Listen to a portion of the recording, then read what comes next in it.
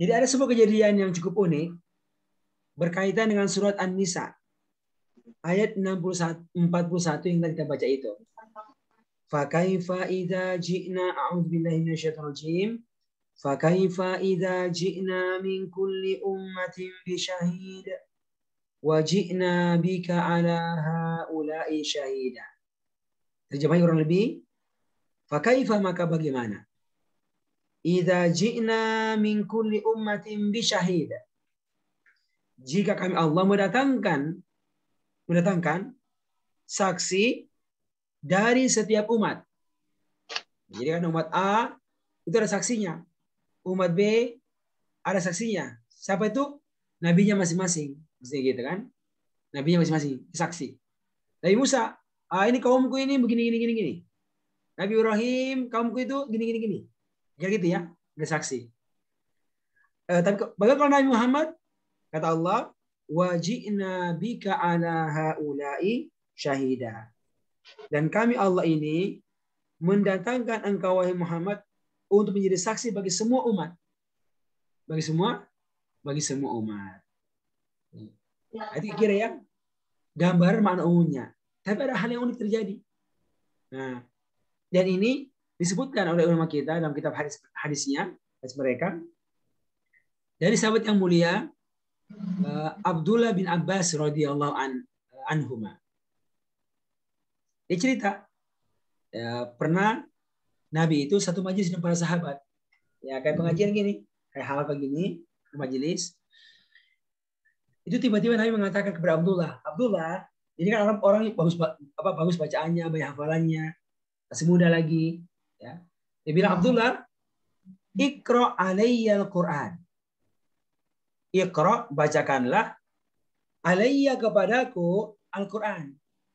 Nah, jadi ngaji, ya, ngaji untukku. Ya. Ini Abdullah, waktu mau mendengarkan perintah Nabi kepada ngaji, dia nanya, mengatakan, ya Rasulullah, wahai Nabi, aqra'u alaika, bagaimana mungkin saya membacakan kepada engkau Al-Quran itu? Wa alaika unzil, bukankah kepadamu telah diturunkan Al-Quran itu? Kan kalau sekarang kan terbalik ya. Ya Nabi yang bacain, sahabat yang dengarin. Karena kan Nabi kepadanya diturunkan itu Al-Quran. Tapi saat ini kebalikannya, Nabi bilang, Abdullah bacakan kepada saya Al-Quran. Gitu. Makanya ya amat wajar kalau sekiranya Abdullah mengatakan, Nabi bagaimana mungkin akro alaika, saya membacakan kepada engkau Al-Quran, wa alaika unzil. Padahal itu Al-Quran diturunkan kepadamu, wahai Nabi Muhammad SAW. Ya Nabi nggak marah, Ya kenapa nanya-nanya? Ya udah kerjaan aja, kan gitu kira-kira. Tapi nanya-nanya, ya kan gitu. Tapi karena ini kalau memungkinkan orang itu agak aneh-aneh, akhirnya Nabi nggak marah. Makanya menjelaskan kenapa dia suruh Abdullah itu baca. Dia mengatakan, inni ashtahi, sesungguhnya aku sangat ingin. Itu ashtahi dia kata syahwat. Syahwat artinya sangat ingin. Jadi, inni ashtahi, sesungguhnya aku ini sangat ingin. An asma'ahu, ya, untuk saya mendengarkannya itu Al-Quran, min ghairi, dari selainku. Nah, sekarang saya kan dulu ya ngaji-ngaji saya bacakan. Sekarang saya gantian nih. Saya mau dengar dari kalian para sahabatku. Nah, sekarang saya pilih kamu. Wahai Abdullah, ngaji untukku. Nah, kata Nabi, karena ini ashtahi, sesungguhnya aku sangat ingin an asma'ahu, untuk mendengarkan itu Al-Quran min ghairi, dari selainku, dari orang lain. Ya karena Nabi mau sekali begitu, udah akhirnya ini Abdullah ini baca. Nah, dan Abdullah itu memilih untuk membaca surat An-Nisa, surat yang kita baca ini. Ya kalau kita pakai mushaf kita ya, anggapnya Abdullah ini ngaji pakai hafalan dia aja, pakai hafalan, nggak ada mushaf itu. Kalau anggap pakai mushaf kita kan berarti ya halaman 1 itu baca dengan tartil, dengan tenang. Oke, halaman 2. Ya anggaplah 1 menit itu 4 menit lah. Kalau cepat bisa 2 menit. Ya. Kalau santai itu ya anggaplah 3 menit lah, 3 menit ya. 1, halaman 2, halaman 3. Nabi diam aja tuh, nggak komentar. Halaman 4, ya. Halaman 5, halaman 6, halaman 7, halaman 8, halaman ke-9. Halaman ke-9. Sampai ayat yang ke-41. Jadi 9 halaman. Kalau 9 kali 3 aja sudah sekitar 27 menit ya. Iya. Jadi hampir setengah jam. Ya, hampir setengah jam. Itu udah baca agak cepat tuh. Ya, agak standar. Kalau agak pelan-pelan lagi bagaimana tuh? 1 halaman bisa 5 menit. Kalau 5 kali 9 berapa itu? Sudah 45 menit ya. Masya Allah. Ya, kalau setengah jam lah. Ya, setengah jam ya. Nah, itu dibacain, dengerin aja. Ya, nggak komentar. Ya, nggak komentar. Nah, sampai pada ayat ini, Pak. Bapak dan Ibu sekalian. فَكَيْفَ إِذَا جِئْنَا مِنْ كُلِّ أُمَّةٍ بِشَهِيدٍ. Maka bagaimana nanti pada hari kiamat? Kalau kami Allah mendatangkan bagi setiap kaum itu, umat itu, saksinya dari nabinya. Wajina bika, dan kemudian kami pun mendatangkan engkau, jina bika, dan itu kamu. Siapa? Engkau wahai Muhammad sallallahu alaihi wasallam, untuk menjadi ala haula'i syahida, saksi bagi mereka ini. Siapa? Umat dan rasul yang lain. Jadi menjadi saksi bagi semua manusia. Waktu ini dibacakan, apa yang terjadi? Langsung yang mengatakan hasbuk. Hasbuka. Cukup kamu. Udah berhenti. Ya, cukup. Ya singkat, satu kata aja tuh. Hasbuk. Hasbuka. Udah berhenti. Waktu berhenti Bapak sekalian, itu Nabi nggak komentar. Nabi diam aja. Diam aja. Nggak komentar. Ya. Akhirnya ya, ada teman samping duduknya Abdullah itu yang Abdullah. Ya, coba lihat Nabi dulu. Kayak gitu ya. Korek.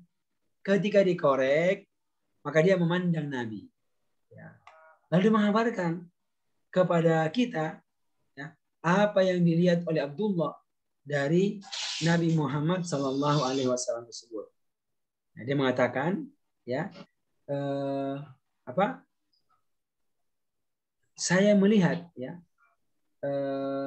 dumu'ahu tasil. Ya. Ro'aitu, gitu. Ro'aitu namanya. Ro'aitu saya melihat.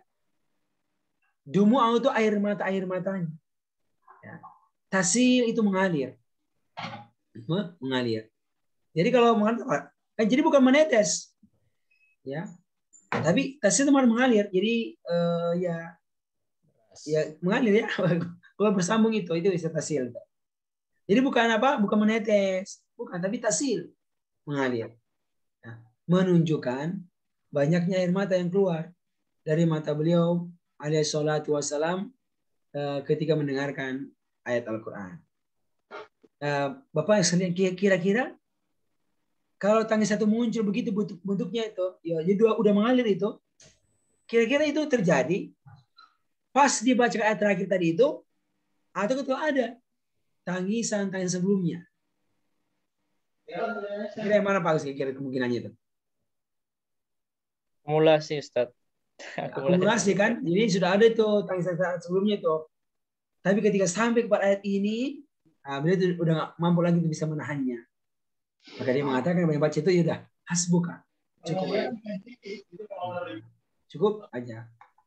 Nah, ini menunjukkan Bapak sekalian, ya, bagaimana Nabi itu Masya Allah, ya, saya menangis ya ketika membacakan ayat Al-Quran.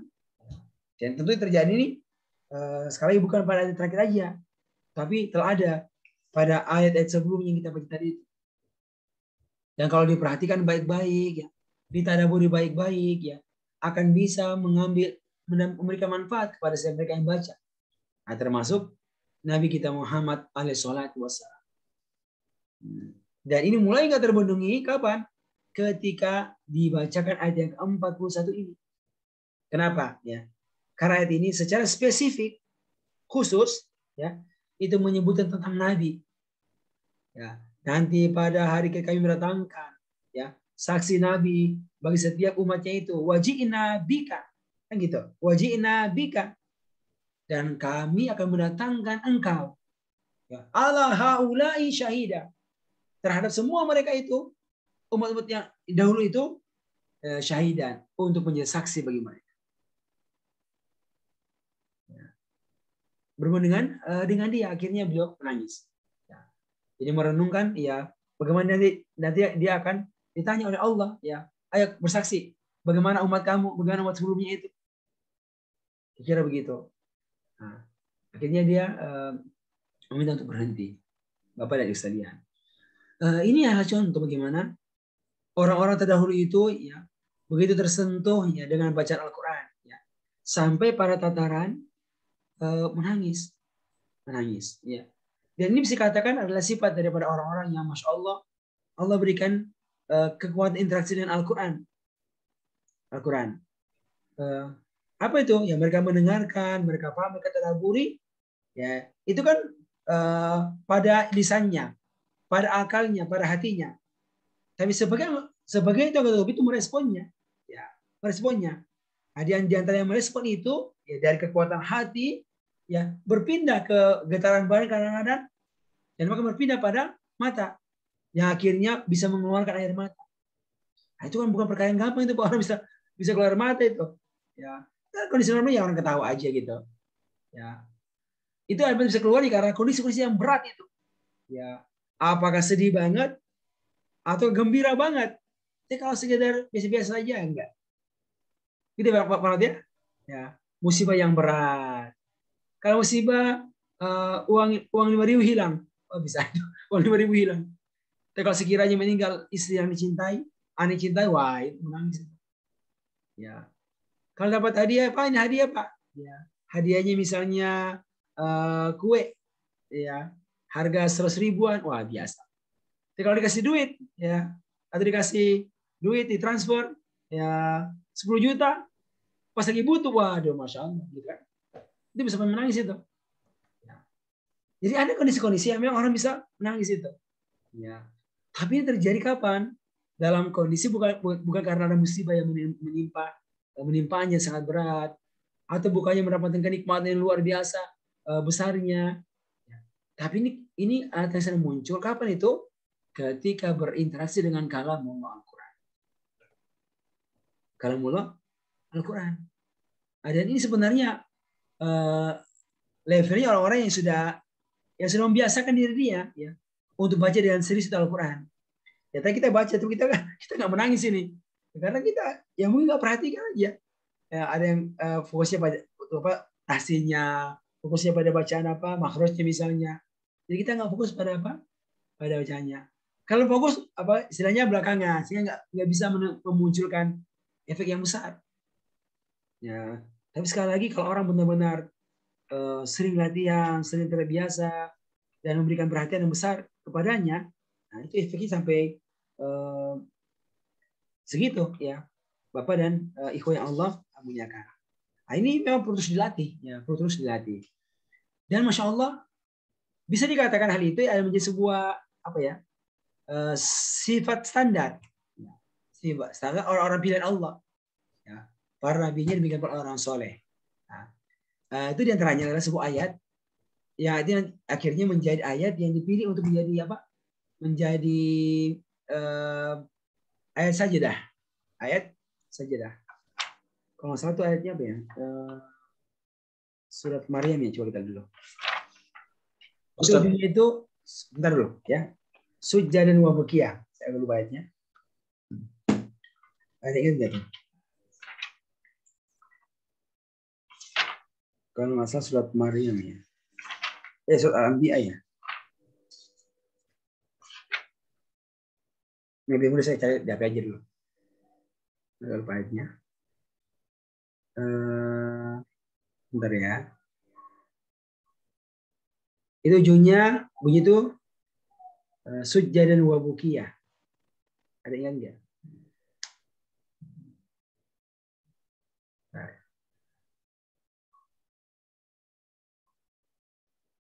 Itu ujungnya bunyinya adalah bu. Ya, nah ini dia. Coba dilihat surat Maryam. Surat yang ke-19. Ya, ayat yang ke-58.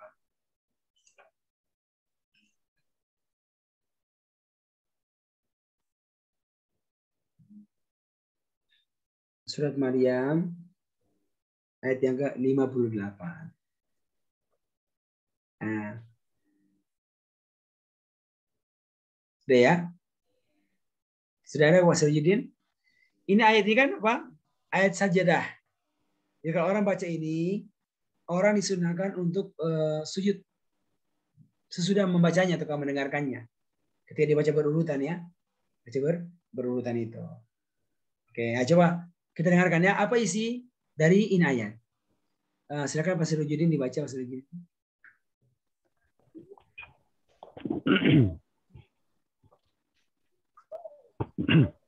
Ya, silakan Pak. A'udzu billahi minasyaitonir rajim. Ulaika alladzina an'ama Allahu 'alaihim minan nabiyyin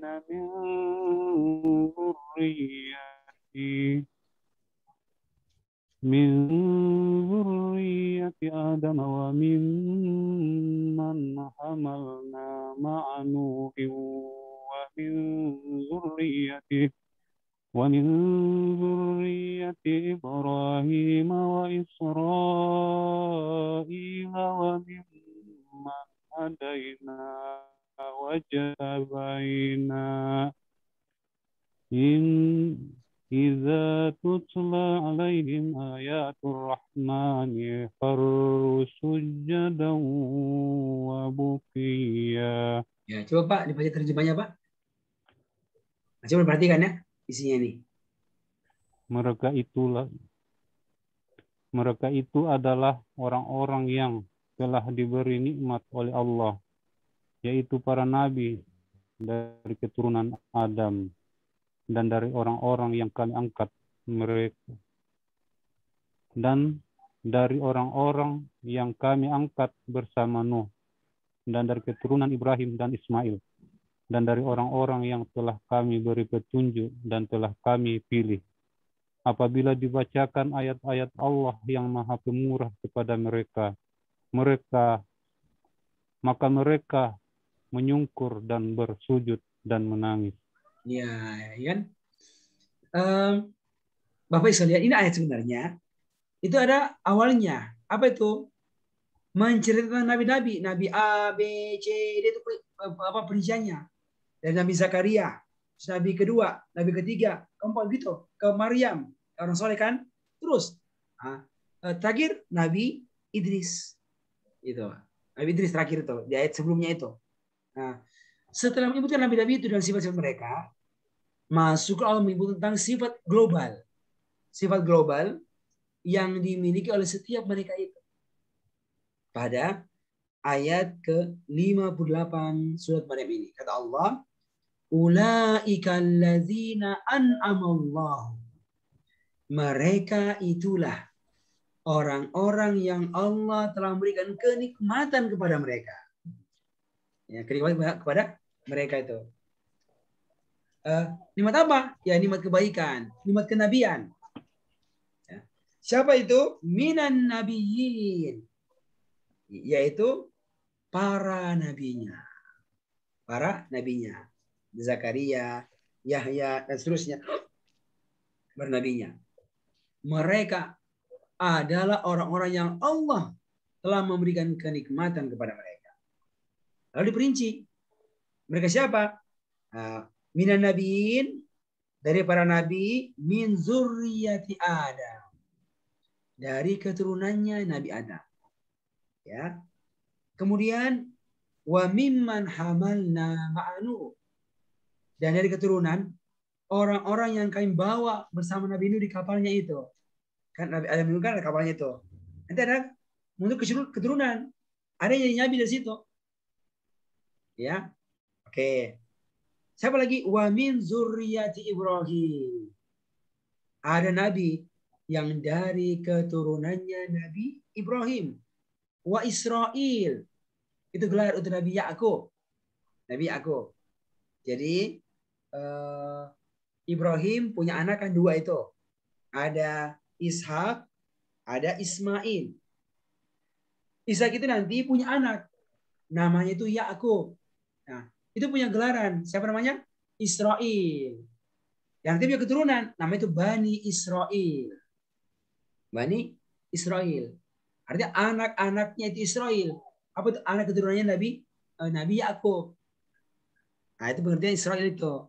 Ya. Israel. Jelas ya, itu gelar. Oh, ya. Ya Nabi Musa itu semua itu dari zaman itu. Dari zaman Nabi terus sampai ke bawah. Nah, nanti kalau Ismail itu jalannya muncul Nabi kita Muhammad. Sosam. Misalnya orang Arab. Ya, orang Arab. Oke. Jadi wa min zurriyati Ibrahim wa Ismail. Siapa lagi? Itu kan semua Nabi ya. Lalu wa mimman hadaina. Dan dari orang-orang yang kami Allah telah berikan hidayah kepada mereka. Bukan Nabi. Ya, Masya Allah. Allah memberikan hidayah kepada mereka. Wa mimma wajtabaina. Dan kami Allah pun telah memilih mereka. Memilih mereka. Ya, jadi mungkin dia bukan keturunannya. Entah dia punya kelebihan. Nah, kata Allah bagaimana mereka ini? Kata Allah, idza tutla alaihim, apabila dibacakan kepada mereka. Ya. Mereka mendengarkannya. Apa yang dibacakan? Ayatul Rahman.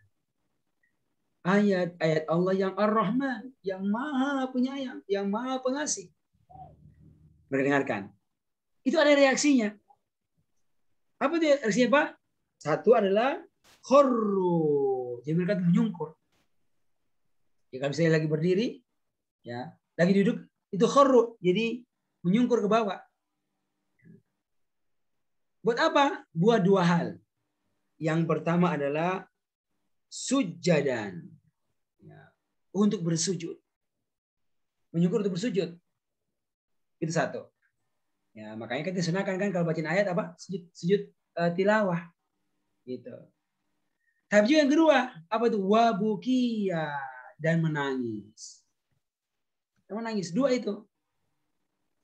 Dua efeknya. Itu ada saya mengatakan apa? Kita ini kalau dibaca kita sujud ini.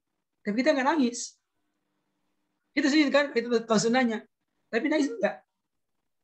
Kenapa nggak nangis? Ya kita nggak tahu mananya. Kita cuma tahu kalau ada ujungnya itu ayat, ada tanda kayak masjid itu ujungnya itu berarti itu ayat tilawah sujud. Tapi kita nggak tahu bahwa sini ada syarat apa. Inilah ciri orang-orang yang luar biasa. Orang-orang yang ketika mereka berinteraksi dengan Al-Quran, ya mereka itu sama-sama mereka itu sungkur, mereka itu bersujud, dan juga yang kedua, ya mereka itu menangis. Nah, ini disebut orang dahulu. Kita ngerti, kita sujud, kita nggak nangis. Artinya itu menjadi bahan pelajaran, bahan pengingat bagi mereka. Ini seharusnya apa sifat kita kalau kita berinteraksi dengan Al-Quran. Tentu ini perlu dilatih, ya kalau orang-orang Arab lah, ya, orang Arab kan biasanya bahasa dia, bahasa Nabi ya, kita bahasa dia, mereka dengarkan, ya ada dua, ada yang mendengarkan sekedar mendengarkan gitu saja, ya dengarkan. Dari kalangan orang yang telah beriman atau orang kafir kan ngerti itu, kaum musyrikin di Mekah, Madinah itu ngerti, karena bahasa mereka, ya bacakan surat A, surat B itu ngerti dia, tapi bisa aja. Bagian paling parah apa? Wah, bohong itu, nggak benar itu. Ini cuma perkataannya orang dulu aja. Hanya perkataan orang sahir, penyihir. Begitu Pak, dia karena itu ngerti. Ya, ngerti. Tapi Masya Allah yang hidup tuh hatinya, Bapak dan sekalian itu sampai apa? Sampai bereaksi. Nah, dan reaksi itu diantaranya ya dalam bentuk menangis ketika mereka itu mendengarkan ayat Allah Subhanahu wa Ta'ala. Itu diantaranya. Ya. ayat yang tadi dibacakan oleh kita di surah An-Nisa tersebut. Nah, ini sekali menunjukkan, Masya Allah, betapa pentingnya orang itu belajar. Nah, dengan istilah kita menyadari Al-Quran adalah hidayah kita. Zalikal kitabul la raiba fi. Kitab Al-Quran itu nggak ada keraguan. Masya Allah, kita dari Allah. Dan kita tahu dia sebagai hudan lil muttaqin. Hidayah, petunjuk. Ya. Petunjuk untuk mengantarkan kita menjadi muttaqin. Nah, ini kan muttaqin kata apa, Pak? Kata orang muttaqin itu. Inna akramakum indallahi atqakum. Ya. Sesungguhnya orang yang paling mulia di antara kalian, wahai manusia, indallah. Di sisi Allah adalah atqakum. Orang yang paling bertakwa kepada Allah. Dan Al-Quran lah itu nanti yang akan mengantarkan seorang untuk menjadi orang yang paling bertakwa. Ya. Ketika diapain? Ketika dibaca? Ketika diapain? Ketika didengarkan? Atau lebih daripada itu? Nah, yang kita paham membaca, mendengarkan, dan mereka mentadaburinya. Lalu kemudian mereka mengamalkannya. Nah, itu yang insya Allah akan bisa memberikan pengaruh yang sangat besar dalam kehidupan mereka. Ya. Pengaruh yang sangat besar dalam kehidupan mereka. Ada yang bisa bertahan dalam kesulitan, walaupun efeknya itu bisa sampai kematian. Seperti kisahnya siapa? Satu keluarga yang syahid fisabilillah. Bapaknya Ammar bin Yasir, namanya Yasir, dan ibunya Sumayyah itu. Ketika mereka masuk Islam, ketahuan orang kafir disiksa, ya, sampai penyiksaan yang bisa berujung dengan kematian. Bisa bayangkan seperti apa itu ya? Zaman dulu ya, di padang pasir gitu, disiksa itu. Saat itu Nabi bukan penguasa di kota Mekah. Jadi warga biasa aja di situ. Tapi kan dia yang ngajarin itu. Ya, apa itu tauhid? Dia ngajarin itu apa itu Islam sebenarnya. Dia ngajarin itu begitu Al-Quran. Dan itu yang diimani oleh satu keluarga ini. Ya, Yasir dan Sumayyah. Orang tua daripada Ammar bin Yasir radhiyallahu anhu. Udah. Maka Nabi itu ketika bersiksa Nabi datang. Tapi Nabi tidak bisa nolong. Tapi Nabi hanya mengatakan sebuah perkataan yang singkat. Ya. Perkataan yang bisa dihitung dalam hitungan jari. Apa kata Nabi? Kata Nabi, Sobron ala Yasir. Sobron, bersabarlah. Ala Yasir. Ala keluarga. Allahumma sholli ala Muhammad wa ala ali Muhammad. Ala Yasir, keluarga Yasir. Sobron ala Yasir. Bersabarlah, wahai keluarga Yasir. Ya. Sabar ini. Atas ujian. Apa itu ujian mempraktikkan Al-Quran? Gitu kan kira. Mempraktikkan tauhid isinya. Ya. Apa ujiannya? Ya disiksa. Sobron ala Yasir. Ya. Lalu kenapa saya harus bersabar? Tapi katakan manfaatnya apa itu? Fa inna mau'idakum. Fa inna mau'idakum. Karena janji Allah untuk kalian. Kalau kalian bersabar, wahai keluarga Yasir, al-jannah. Al-jannah. Surga Allah Subhanahu wa ta'ala. Ya, singkat banget kan, Pak? Berapa kali itu? Sobron ala Yasir fa inna mau idakum al-jannah 9 kata. Tapi luar biasa. Itu kata nancep banget tuh, ya. Nancep banget ke hatinya. Akhirnya dia begitu kokoh, ya. Mungkin bakal apa istilahnya? Bisa menikmati pengzaliman itu. Ya, ini udah keras berat ini, Pak. Orang itu bisa menikmati ya hal yang apa manusia itu apa? Pengzaliman. Bisa menikmati. Akhirnya dia meninggal dunia dalam kondisi itu. Tapi dalam posisi dia bisa menikmati apa? Menikmati bagaimana bersabar dari ujian yang Allah berikan kepadanya. Walaupun harus kehilangan nyawa. Yang ketika dia hilang nggak mungkin bisa kembali lagi. Biar harta kalau hilang bisa kembali lagi, bisa cari lagi. Nyawa yang melayang. Nah, kenapa? Karena menyadari ya, itulah dunia hakikatnya. Itulah akhir hakikatnya seperti apa. Dunia yang akan pasti akan berakhir. Akhirat ada pemiliknya, yaitu Allah sebagai Malik Yaumiddin. Dia sadar itu. Ya, sadar. Namanya hari pembalasan. Membalas kebaikan dengan kebaikan, keburukan dengan keburukan. Maka bersabar dalam ketaatan, bersabar dalam ujian adalah bahagian daripada usaha seorang di dunia. Yang Allah sebagai maliknya itu nggak akan menyanyiakan. Nggak akan menyanyiakan. Nah, ini kan tentu ini nggak lahir instan. Tapi lahir dari apa? Tarbiyah Nabi. Hari pertama, hari kedua, hari ketiga, ketemu Nabi lagi, dibacakan Al-Quran lagi. Dengan pemahaman, ya, akhirnya betul-betul kuat. Dan memberikan pengaruh yang sangat besar. Bapak dan ikhwah yang Allah muliakan. Makanya, nggak semua orang Allah berikan kenikmatan ya. Punya kepedulian, punya perhatian, mau belajar ini Al-Quran. Karena kalau secara kasat mata, itu manfaatnya nggak kelihatan. Ya, artinya manfaat orang itu meluangkan waktu untuk baca Quran, ya, untuk ikut pengajian, itu secara zahir itu nggak kelihatan. Ya, coba beda. Orang tinggalkan rumahnya, pergi ke pasar untuk berjual, ya kan? Itu waktunya jual itu 8 jam lah, ya kan? Itu kelihatan. Jual barang dapat duit, kan itu kelihatan tuh. Ya nggak bagus. Kelihatan duitnya itu. Atau kalau jual online, waduh rekeningnya, waduh, langsung kelihatan itu. Ya, duduk depan laptop, apa istilahnya bisa online. Itu kelihatan itu. Tapi kalau orang itu belajar, ada masuk rekening Pak Rahmat ke rekeningnya? Duit rekening Pak Rahmat sekarang? Kan nggak ada itu. Kan nggak ada. Tapi kenapa orang mau milih belajar? Ya, itu muncul dari kesadaran dia, ya, pemahaman dia, informasi ilmu yang dia ketahui tentang keutamaan itu orang belajar. Ya, yang mengharuskan dia untuk duduk juga bermajelis. Kayak apa? Disebut kan? Man salaka tariqan, barang siapa yang menempuh sebuah jalan, yaltamisu fi ilman, dengan tujuan untuk mencari ilmu, maka sahalallah, Allah akan memudahkan baginya, bihi dengannya, tariqan ilal jannah, jalan menuju surga Allah. Gitu. Masya Allah. Itu memang nggak gampang itu, perlu dilatih itu. Ya perlu dilatih. Nah, maka kita selain kenapa kita rutinkan ini? Ya kita coba jaga setiap pekannya 2 jam deh. Kita nggak tiap hari ya, cuma 2 jam aja setiap pekan kita punya komitmen kita ini. 2 jam setiap pekan. Ya. Jadi nggak perlu setiap hari. Ya. 24 jam seperempatnya kita pakai untuk apa? Untuk belajar. Ya, iya. Ada sholat kita, ada mengaji kita. Ya kalau sholatnya berapa lama sholatnya? Kalau sholatnya misalnya kalau sholat 10 menit, kalikan 5 sholat, berarti hanya 50 menit, 1 jam ya. 1 jam. 1 jam untuk kita sholat. Ya.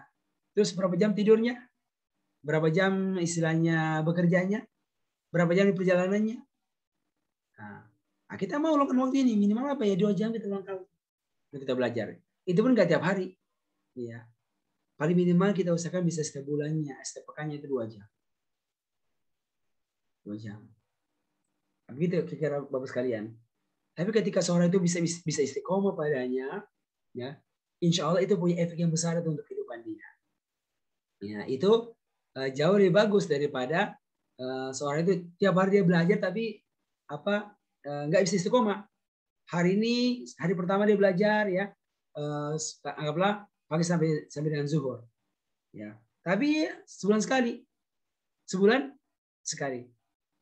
Orang yang belajar 4 jam misalnya atau 8 jam seminggu sekali, sebulan sekali, dengan orang yang belajarnya itu 2 jam sepekan sekali. Kira-kira mana yang bermanfaat? Sama-sama 8 jam kan Pak? Sama-sama 8 jam itu. Tapi yang satu belajarnya 2 jam setiap pekannya, yang satu langsung 8 jam. Ya, dari jam 7 sampai dengan asar misalnya itu. Begitu kan? Kira-kira mana lebih punya pengaruh bagi jiwa? Mana yang bisa menggerakkan orang itu bisa beramal dengan ilmunya itu? Ilmu 1 bulan sekali 8 jam atau ilmu seminggu sekali 2 jam? Beramal. Kira-kira mana yang menggerakkan itu?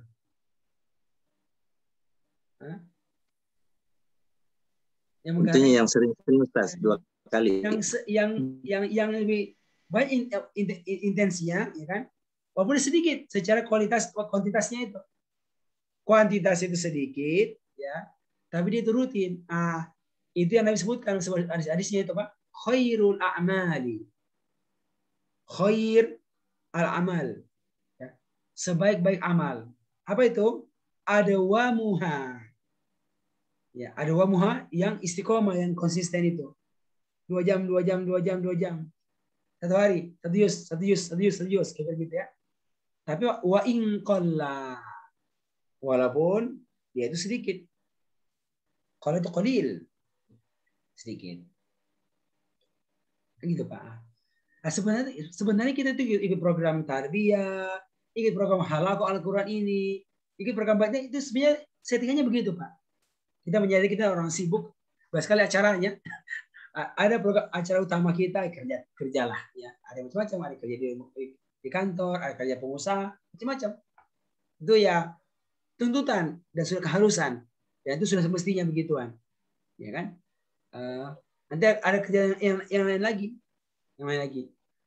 Tapi kita menyadari betapa penting kita belajar. Nah, kita berharap paling minimal ini diantaranya nih.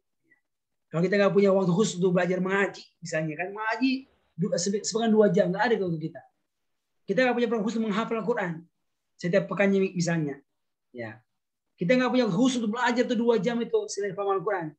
Nah, jadi minimal 3 in 1 kita nih, 3 in 1. Sekali duduk langsung 3 dapat. Ya ada tambah ada tahsinnya, baca Qurannya bagus.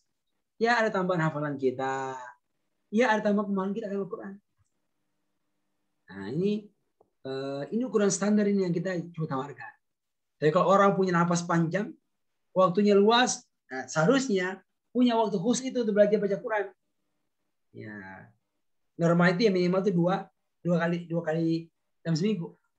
Ya kalau baca Quran itu. Ya, kalau seminggu sekali itu berat. Lama tuh kalau mau belajar mengaji seminggu sekali. Ya, gitu 2 kali sekali. Jadi kalau nggak ada ya, kalau waktu nggak cukup ya sekali aja. Ya kalau menghafal ya setiap hari. Kalau nggak ya minimal seminggu sekali dan seterusnya. Nah ini program kita ini kita setting ya untuk orang sibuk lah. Buat apa? Buat punya itu waktu bisa bersama, bisa fokus untuk ada peningkatan bacaan Qurannya, ada peningkatan hafalannya, nah, termasuk ada peningkatan pemahaman dia akan Al-Quran. Harapan kita bisa begini, punya manfaat. Ada itu kalau mau lebih dalam itu memang kita perlu latihan bagaimana tuh baca langsung paham. Ya, baca langsung paham. Karena kalau kita bisa terjemah itu ya terlambat. Kayak orang nonton apa? Nonton TV ada acara apa sesuatu kan, dia pakai bahasa Inggris. Apa dia bilang ini? Kita nggak ngerti. Ya, kita nggak paham. Nah, kita paham apa? Kalau baca teksnya itu, teks bahasa Inggris kan apa terjemah bahasa Indonesia? Oh, baru ngerti. Oh, gitu. Kenapa dia menangis ini? Kita tahu. Memang menangis karena memang kondisinya buat orang menangis. Itu sama kita ngaji nih. Kalau kita nggak paham, ya insya Allah paham dapat. Tapi itu bisa memunculkan emosi, ya, memunculkan semangat itu kalau kita paham. Akan cuma 2 kemungkinannya. Baca paham langsung, atau paham nanti kalau baca terjemahan.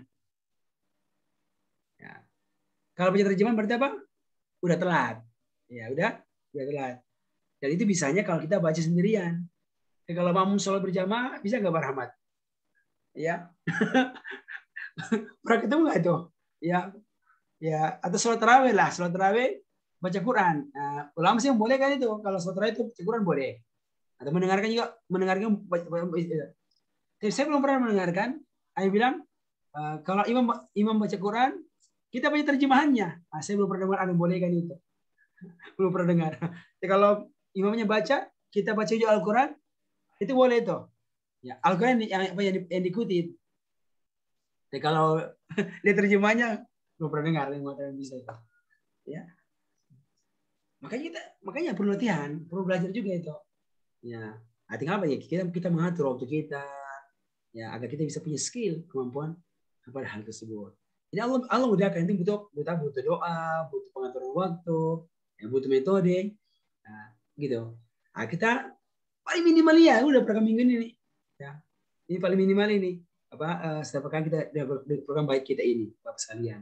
Ya, dia nggak baik, tapi sekali lagi harap kita bisa menggerakkan kita untuk bisa beramal. Nah, ini kita belum baca ya sepersatu. Kalau kita baca ini kan sangat banyak. Nah, ini kata Allah itu. Orang hebat itu apa? Ketika dibaca Quran, dia itu sujud. Oh, betul. Ada praktik sunnah ini. Apa ada sujud ini? Kayak sujud tilawah. Sunnahnya begitu. Tapi kan nggak perhatikan bukunya, ada buku yang menangisnya nih. Gitu. Maka kita perlu sekalian saya ingatkan, ya, saya memberi motivasi semua belajar, ya, mau belajar. Itu ya sedikit ya sedikit tanggapan ya, tanggapan dari tadi itu dari surat yang dibacakan oleh siapa? Oleh Abdullah bin Abbas, ya, Abbas terhadap Nabi kita Muhammad SAW yang membuat beliau itu menangis ketika beliau itu mendengarkannya. Dan ini bisa katakan ya contoh sudah banyak dari umat-umat dari nabi-nabi sebelumnya. Alhamdulillahirobbilalamin. Ada yang tadi sini yang disebutkan oleh Allah dalam surat Maryam ini ayat yang ke-58. Nah, semoga Allah memberikan bagi kita pemahaman yang baik ya akan ayat Al-Quran insyaallah taala. Ya. Ya, demikian Pak ya sekalian. Ini sekaligus jadi materi utama kita hari ini. Materi utama kita tentang ya tadabbur ayat yang kita baca. Kita punya materi khusus ya tentang ilmu ya. Cuma hari ini kita menjelaskan beberapa ayat yang kita dengarkan. Ya. Ini caranya guru kami waktu kuliah dulu di Madinah, di Mekah. Itu ada guru namanya itu terkenal gurunya itu namanya Syekh Muhammad bin Shalih Al-Utsaimin. Ya. Ulama yang terkenal ya, di Saudi ya. Saudi. Ketemu saya berarti Ustaz. Ya, saya ketemu. Masya Allah. Lumayan punya ber3 tahun ya masalah itu. Masih dapat. Karena dua ulama yang paling terkenal lah di Saudi itu. Ya, ada satu namanya Syekh bin Baz, ya, muftinya. Ada Syekh namanya Syekh Utsaimin. Dua. Kalau Syekh bin Baz saya masuk, saya dapat. Cuma saya nggak ketemu orangnya. Karena dia tinggalkan jauh tuh di Riyadh. Jadi kita nggak ketemu, kita di Madinah. Nah, tapi kalau Syekh Utsaimin itu kita sering ketemu.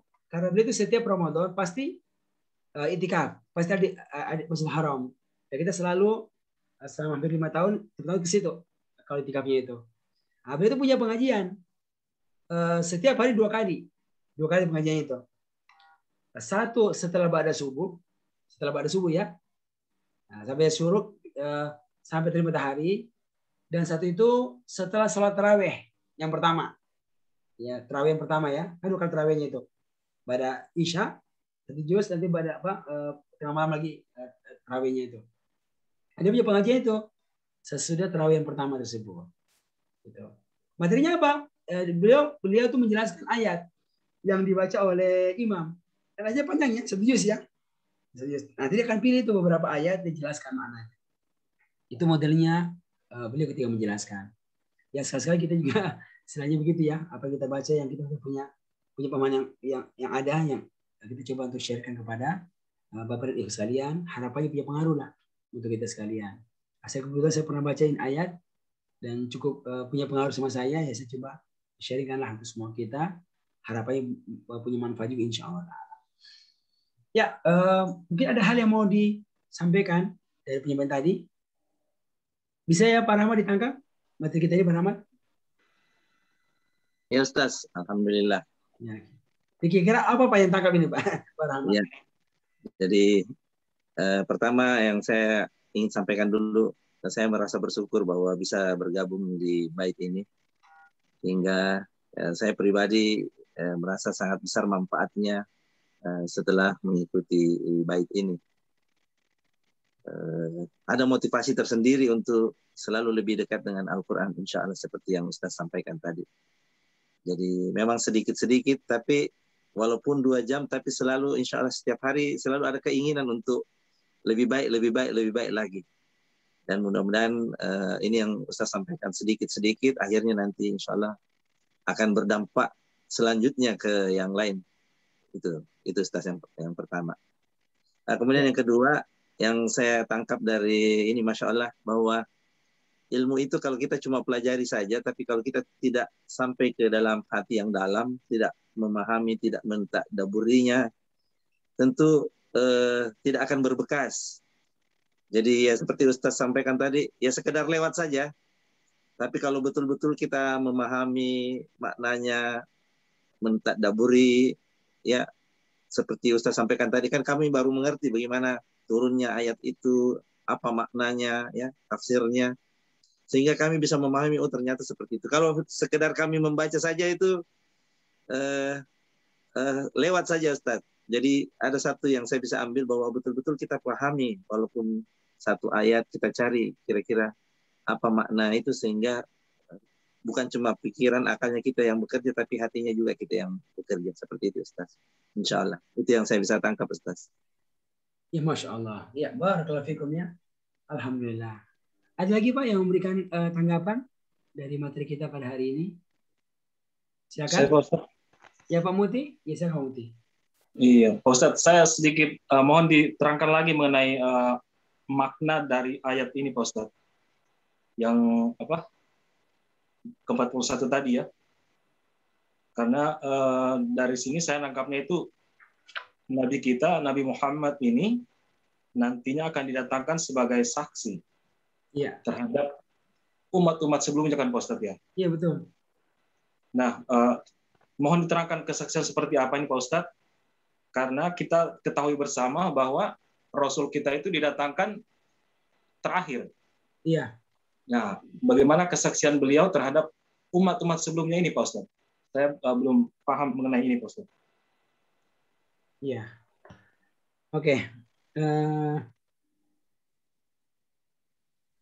Kan kalau kita perhatikan ini bunyinya begitu kan? Ya. Jadi maka bagaimana nanti pada hari kiamat ya, jika kami Allah mendatangkan seorang saksi dari setiap kaum umat. Saksi berupa nabinya. Jelas ya? Oh, saya telah mendakwakan ajaranmu ya Allah kepada kaumku. Ya, tapi ada yang beriman, ada yang kafir. Kira-kira begitu ya. Saksi. Si fulan ini saya udah dakwai tapi dia enggak. Itu kan persaksian. Ya. Nabi itu kata Allah Pak, waji'na bika. Dan kami itu akan mendatangkan engkau ala haulai, untuk semua mereka. Siapa? Mereka umat terdahulu. Demikian pula nabi terdahulu. Nabi terdahulu. Syahida, untuk menjadi saksi juga. Kira-kira bisa nggak Pak? Bisa. Dari mana? Dari mana Nabi tahu kalau Musa itu berdakwah?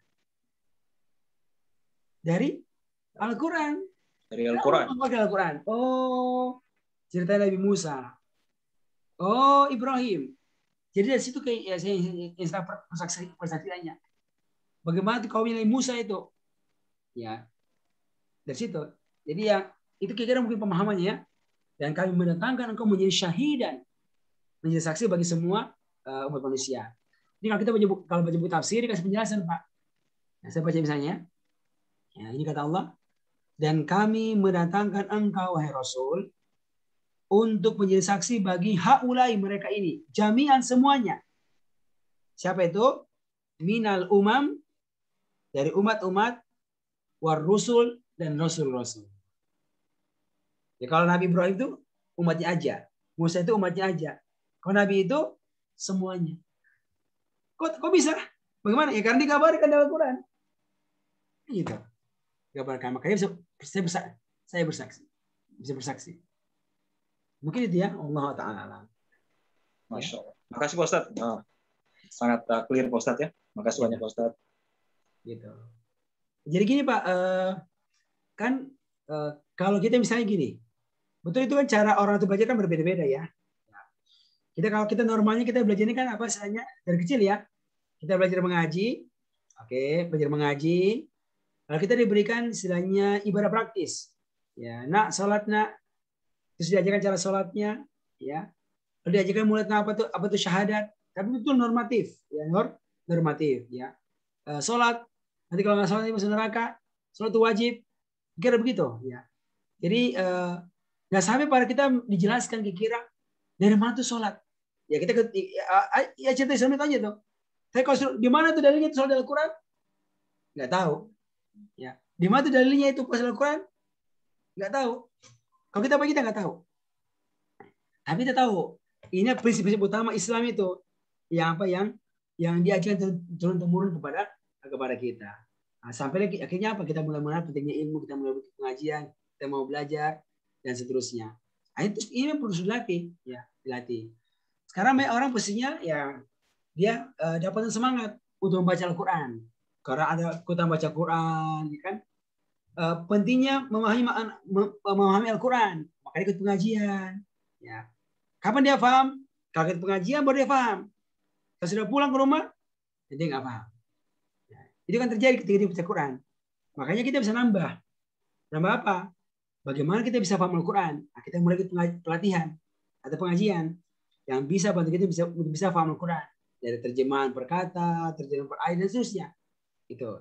Ya. Ada orang yang lebih serius. Apa tuh? Anaknya di mesin pesantren. Ya, masuk ke Gontor, masuk ke Darun Najah, masuk mana? Buat apa? Buat punya skill berbahasa. Ya, akhirnya punya efek juga untuk punya kemampuan memahami Al-Quran. Itu kalau anak-anak ya, utusan luang. Kalau orang dewasa ya minimal ikut pelatihan terjemah Quran. Kalau belum sempat lagi, ya seharusnya buat perencanaan bagaimana cara ini. Ya paling minimal apa? Baca Quran, baca terjemahan. Kan gitu. Nah, kita baca Quran, kita belum tahu ya baca terjemahan. Nah, gitu kan. Cuma kalau baca terjemahan, bahkan kita belum, karena itu ada beberapa ayat yang kita pun nggak connect. Maksudnya apa ini ayat ini? Pernah nggak Pak? Baca terjemahan tapi nggak connect. Pernah Pak Agus? Pak Jayadi? Ya kan? Nah, sekarang kalau nggak connect, apa kita kerjakan nih? Kalau misalnya baca misalnya gini. Ada ini kita baca langsung connect ya. Wa aqimus sholata wa atuz zakah. Ayat A misalnya. Baca, oh dirikanlah sholat, bayarlah zakat. Berarti, oh ini ayat yang suruh kita sholat, suruh kita zakat. Nah, cara sholatnya itu yang sama Pak Ustadz atau orang tua saya. Zakat, oh ini aja zakat. Caranya zakat apa? Oh itu yang di pengajian itu diajarkan. Kira begitu kan gambarannya. Nah, itu gak mudah. Tapi sebagian dari kita itu orang baca orang nggak ngerti. Maksudnya apa? Kenapa? Pertama, ya, karena ada ceritanya, nah, ada asal nuzulnya. Dan itu cerita bisa itu nggak nempel di sini. Dia terpisah di buku yang lain, di buku tafsir atau buku yang lain, terpisah. Nah, makanya apa? Orang perlu baca buku tafsir. Buku tafsir buat apa? Buat bisa mengkonekkan itu dia dengan apa? Dengan istilahnya poin-poin ini. Poin-poin ini. Sama lah. Nah, dulu kalau saya ingat waktu masih SMP itu, ada yang namanya itu apa? Lomba cerdas cermat, ya. P4. Masih ingat Pak Ahmad ya? Ada lombanya itu. Ya, ada undang-undang dasar, itu dia hafal seperti Al-Fatihah. Dan saya hafal seperti Al-Fatihah. Saya hafal itu apa tuh? Pancasila, undang-undang dasar, itu seperti hafal Al-Fatihah itu. Karena mau lomba. Itu dihafal. Ya, dihafal kan? Hafal apa tuh? P4. Itu dihafal seperti Al-Fatihah itu. Butir-butir. Tapi untungnya apa? Dia punya tafsir. Ya, jadi ada itu undang-undang punya apa? Punya istilahnya buku lagi menjelaskan tentang poin-poin. Pasal 1 jelas. Pasal 2 ini biasanya butuh penjelasan. Ya, butuh penjelasan itu ada tuh. Ya. Kira-kira begitu juga Al-Qur'an. Ini teksnya ini, ya. Ini terjemahannya. Ada yang orang baca ngerti. Tapi ada juga memang orang perlu itu memang baca buku tafsir. Atau gunanya perlu baca buku tafsir. Itu macam-macam ya. Ada yang sederhana. Ini yang sederhana nih. Bahasa Arab itu sederhana. Ada lagi yang sampai 10 jilid bukunya. Itu macam-macam. Ya. Dengan cara metode yang berbeda-beda. Ada modelnya tafsir Ibnu Katsir, yang asalnya berbahasa Arab terjemah Indonesia. Atau modelnya tafsir apa tuh? Hamka itu cara yang berbeda juga. Ya, macam-macam lah. Atau tafsirnya Kementerian Agama itu bicara yang berbeda tafsirnya Hamka atau nyusunnya itu. Tapi intinya mereka punya harapan ya bisa membantu orang-orang yang tidak sempat belajar bahasa Arab itu ya agar apa minimal kalau dia nggak ngerti ya dia baca itu buat tafsir. Ya, ada yang dia bisa nangkap dari situ. Itu kira-kira cara yang bisa kita gunakan ini. Kalau misalnya nggak fokus ya waktu kita untuk bisa merapikan cara kita belajar itu yang simpel. Ya, simpel kita bisa lakukan. Walaupun sekali lagi dia cara begitu sebenarnya nggak buat kita tuh kalau nggak kita bisa paham langsung. Karena ilmunya nggak terbentuk. Ya. Ilmu itu terbentuk kapan? Kalau dilatih. Kayak bahasa Inggris ya, dilatih speaking. Nah, baru terbentuk itu. dilatih belajar grammar, dipraktekkan, baru terbentuk itu bahasa kita sama Al-Quran. Kalau kita modalnya adalah ngaji, nggak tahu lihat terjemahan, nggak tahu lihat baca tafsir, nanti kalau kita baca lagi itu akan begitu berulang lagi. Isinya apa nih nggak tahu. Baca lagi terjemahan, baca lagi tafsir, akan begitu terus. Gitu. Nah, kalau kita belajar terjemah misalnya atau bahasa Arab atau mulai itu nempel. Karena ingat dengan yang pernah dibaca di buku tafsir, yang pernah baca buku A, ingat ilmu tersebut. Itu gambarannya, ya gambarannya. Nah, jadi sekarang kita mengatur ya mana yang sesuai dengan kondisi sekarang ini. Tapi intinya harapan kita dan usaha kita itu, ya Allah membantu kita, memberi kemudahan buat kita ya, untuk bisa mempraktikkan apa yang kita dapatkan insya Allah. Ya, Pak Jayadi, bagaimana kabarnya Pak Jayadi? Ustaz. Ya, Pak Adib, silakan Pak Adib. Saya ingin menyampaikan apa sesuai yang diterangkan Ustaz tadi, surat An-Nisa 41 sampai Nabi menangis. Tadi apakah ada kaitannya karena Nabi kan akan menjadi saksi untuk seluruh umatnya.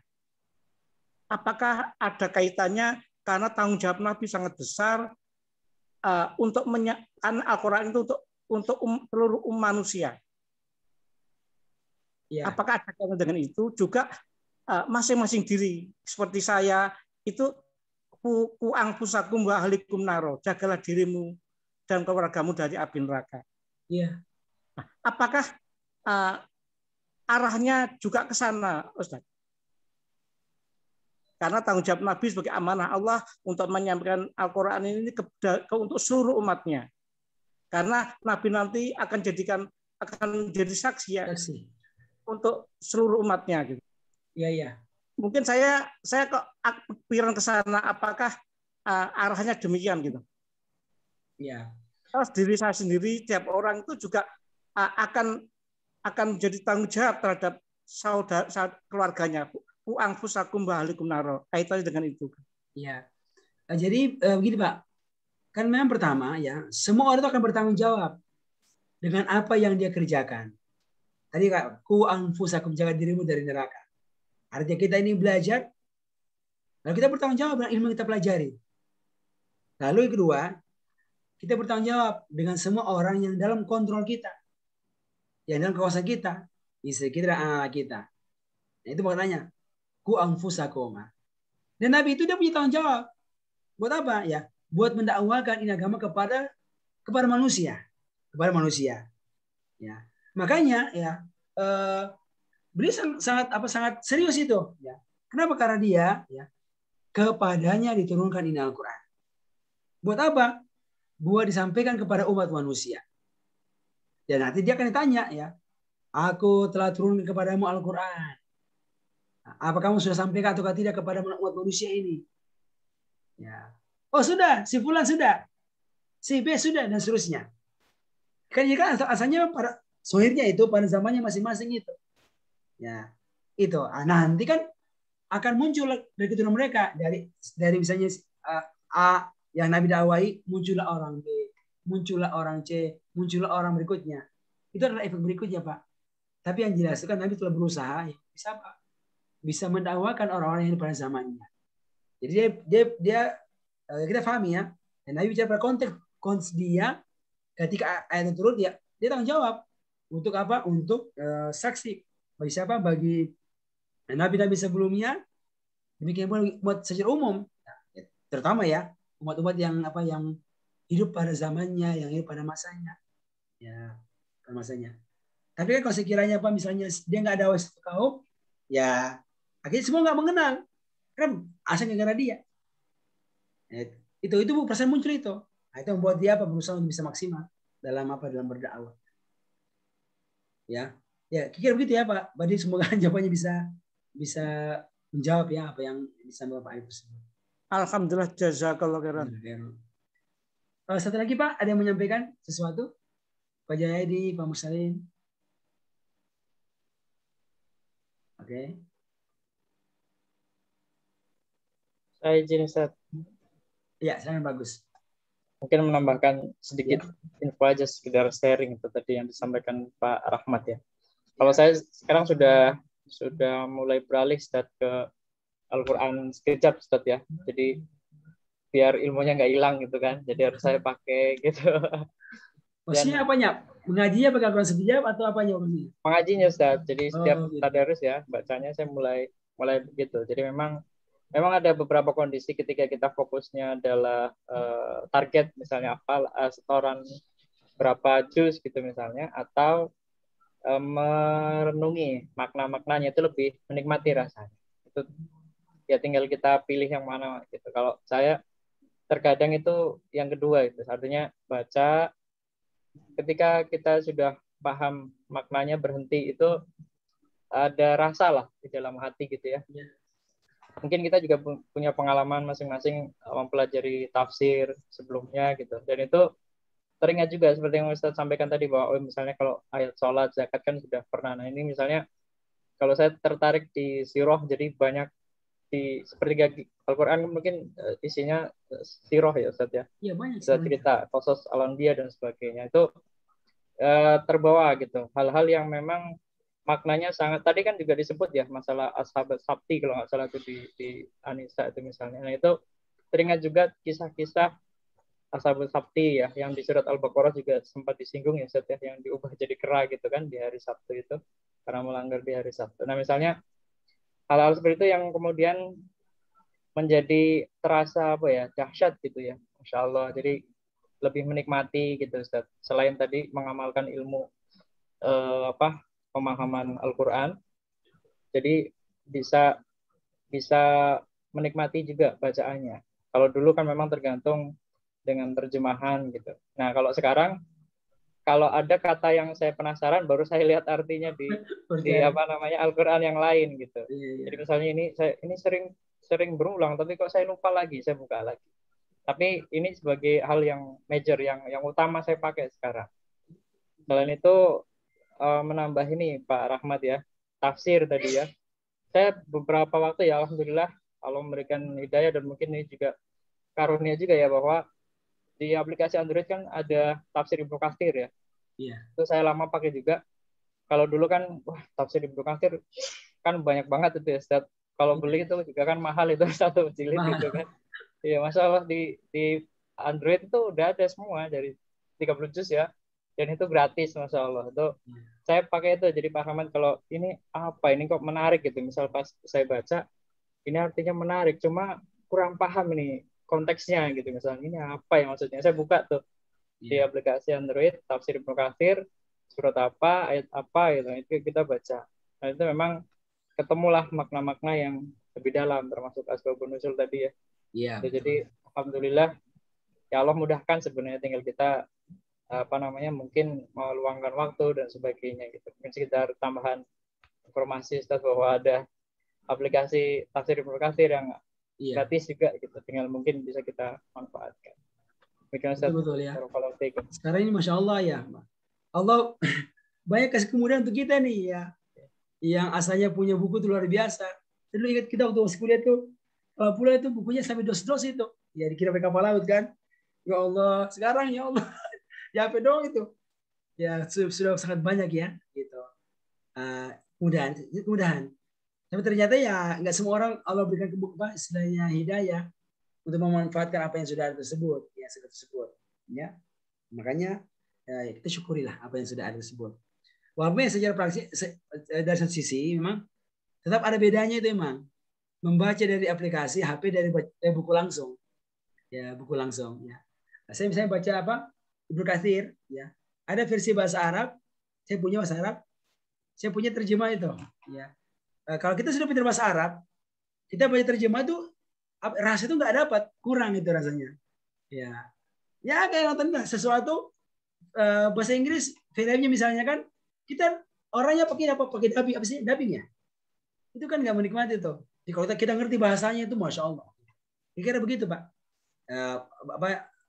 Pentingnya baca langsung dari buku aslinya itu. Nah, tentu itu butuh waktu lagi, butuh tambahan lagi, butuh skill lagi kan untuk sampai ke situ. Itu pertama. Yang kedua pentingnya buku. Ya.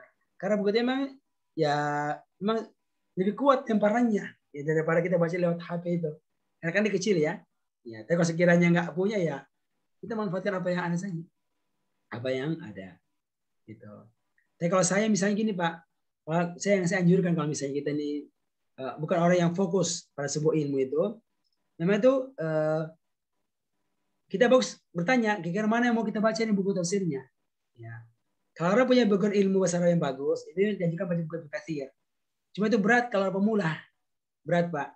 Karena bentuknya itu memang nggak langsung ke intinya. Biasanya sekali pengantar-pengantarnya itu ke isinya. Kalau mau mudah, ya baca misalnya tafsirnya Hamka, itu lebih gampang itu. Dan bisa menikmati bahasanya, tafsir Hamka itu. Nah, tapi ya 9 jilid. Berapa dia? 9 jilid besar. Ya lumayan tuh. Tapi itu nggak rugi kalau orang sekali begitu udah cukup. Al-Azhar ya Ustaz ya? Tafsir Al-Azhar ya? Al-Azhar. Ya, saya akhirnya punya juga tuh akhirnya. Tapi beliau juga memang sastranya bagus ya. Cuma saya memang belum kalau punya. Untuk orang-orang kita, itu menikmati. Menikmati istilahnya. Itulah. Ya kayak kemana? Kayak Bapak ikut pengajiannya Pak Ustaz Fahruz itu kan? Itu banyak sebetulnya. Tapi kalau isinya beda, banyak ceritanya. Ya kan? Nah, itu Hamka itu dia adalah istilahnya dia udah baca buku tafsir ini, dia udah dibaca tuh. Nah, dia coba pindahkan dalam konteks keindonesiaan dengan bahasa yang sesuai dengan zamannya itu. Itu enak kalau dibaca itu. Hamka. Dan banyak ceritanya ceritanya itu. Di sini macam-macam itu. Dia bisa membuat orang semangat membaca. Nah, itu nggak dapatkan di tafsir Katsir. Itu sangat ilmiah betul itu. Ya, sangat ilmiah. Tapi kalau orang terus Arab, dia menikmati itu. Oh, ternyata ada perincian lebih detail daripada itu tersebut. Antaranya, ya. Tapi kalau mau lebih rapi lagi, apa aja tafsir Kementerian Agama. Nah, itu agak berat itu. Ya, jadi akan dia kan apa? Nyusun ya, lebih ilmiah memang. Jadi penjelasan kosakata, penjelasan apa usul, jadi begitu modelnya itu. Ya, poin-poinnya. Itu kerja tim memang di tim. Itu bagus kalau dibikin juga itu. Di pemula. Ya gambarnya kayak gitu ya. Gitu Pak. Ya itu semangat lah. Bisa mau belajar. Masya Allah, kayaknya memang cukup ya Pak kita belajarnya untuk malam hari ini. Sepertinya untuk program apa hafalannya kita simpan lah untuk depan. Insya Allah ya. Kita mau dengar apa? Setoran Al-Alaq ini. Ya Al-Alaq. Kita udah menghafal setengahnya Al-Alaq. Terus sudah yang kedua sudah setengah lagi selesai. Ini yang ketiga. Rencananya kita menghafal setoran lengkap ya. Tapi ya karena waktu ini Pak nggak cukup, kita simpan aja. Insya Allah pekan depan kita harap Bapak dan Ibu sekalian menyiapkan hafalannya. Insya Allah, amin. Cuma gini Pak, saya anjurkan jangan sampai ada orang yang gara-gara belum hafal nggak masuk kelas. Gitu. Ya, itu ada juga Pak. Ada beberapa tuh orang akhirnya malu itu hadir di mana di kelas Halaqah Quran. Kenapa? Aduh, ada hafalannya. Malu kalau nggak menghafal. Gitu kan. Nah, kita sebenarnya ini Pak, kita sangat menyadari, kita sangat variatif ya. Sehingga kita sadar ya, akan ada orang-orang yang nggak hafal, biasa saja. Ya. Cuma ya tugas lanjutan saya memberikan motivasi. Kenapa dia belum menghafal ya? Karena pas lagi sedang sibuk. Ya, tapi kalau waktunya luang ada, ya insya Allah bisa diaturkan. Nah, maka kita pentingkan ini aja coba, ayo atur waktunya lagi, ayo semangat lagi, itu aja. Jadi nggak pernah disuruh dihukum. Dihukum. Masih mending Pak. Itu ada sebagian kelompok itu agak unik. Memang punya komitmen bersama. Kalau ada yang tidak setor itu dihukum. Apa hukumannya? Udah kalau dulu masih offline itu bawa makanan. Siapa yang nggak hafal tuh datang bawa makanan. Waduh, disuruh siap-siap bawa makanan. Karena nggak hafal waktu offline. Ya, itu terjadi ya dalam beberapa kelas. Kita punya cukup banyak sampai ratusan ribuan ya. Kelas program Al-Quran ini cukup banyak. Dan memang di sini itu ada program hafalannya. Ya, karena dia sadar dia nggak hafal dia bawa itu hukumannya. Nah, kita nggak mau gitu. Kita berharap itu istilahnya jadi motivasi aja. Kalau nggak hafal nggak apa-apa. Kita sadar kok. Kita nggak fokus di pesantren. Cuma kita mendorong aja. Insya Allah. Begitu ya Pak Jayadi, Pak Mustalin. Insya Allah. Tapi bagus kalau kita hafal. Iya betul. Ya bagus kalau kita hafal karena kita jadi berani jadi imam. Betul ya. Iya. Kan sudah pernah kita hafal kan, maka kita mau store. Biar kita cek ini sudah benar nggak cara kita menghafal ini kan? Ya. Karena kalau orang pernah menghafal sendiri, ya Dia malah sudah bagus itu hafalannya. Sudah bisa jadi imam. Ternyata kalau di store ternyata ada beberapa yang masih belum pas. Ya. Dan saya menyadari kalau saya ini misalnya dibaca sama Ustaz lain misalnya, ada itu nggak pas. Kayak udah pas ini ilmunya, tapi pas prakteknya ada yang nggak pas. Nah, itu fungsi kita apa, belajar sama-sama kembali. Ya. Oke Pak, dan sekalian cukup ya untuk malam hari ini. Ya, semoga Allah senantiasa memberikan keberkahan kepada semua kita. Kita tutup ya dan doa kafaratul majelis. Subhanakallahumma wa bihamdika asyhadu an la ilaha illa anta astaghfiruka wa atubu ilaik. Walhamdulillahi rabbil alamin. Wassalamualaikum warahmatullahi wabarakatuh. Waalaikumsalam.